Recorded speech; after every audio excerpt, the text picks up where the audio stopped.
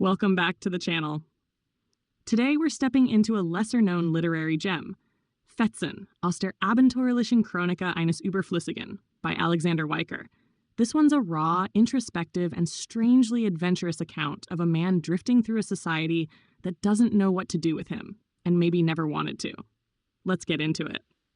At its heart, Fetzen is a fragmented chronicle, true to its title, which translates roughly to scraps from the adventurous chronicle of a superfluous man. Our protagonist isn't a hero in the traditional sense. He's what Russian literature might call a superfluous man. Intelligent, sensitive, and utterly out of sync with his time. He walks through life as a misfit, constantly clashing with social norms, institutions, and the hollow rhythm of modernity.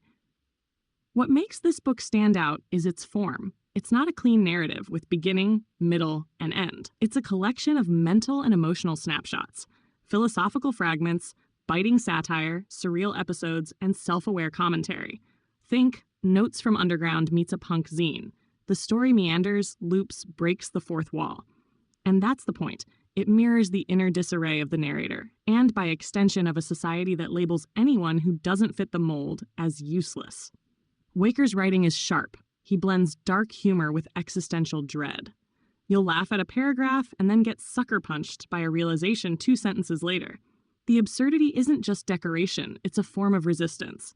And through that resistance, Fetzen becomes a quiet scream from the margins. Thematically, the book explores alienation, identity, bureaucracy, mental illness, the futility of ambition, and the poetry of failure. Our protagonist is unemployed, maybe unemployable, haunted by past traumas and the pressure to be something. He's a wanderer in his own city, a philosopher in a hoodie, but he's not passive. He rebels, not with a revolution, but with reflection, with words, with radical honesty. And then there's the tone. This isn't a feel-good read. It's not supposed to be. It's cynical, unfiltered, and soaked in disillusionment. But if you've ever felt like the world was spinning in one direction and you were walking in the other, this book will feel like a mirror. There's rage here, but also clarity.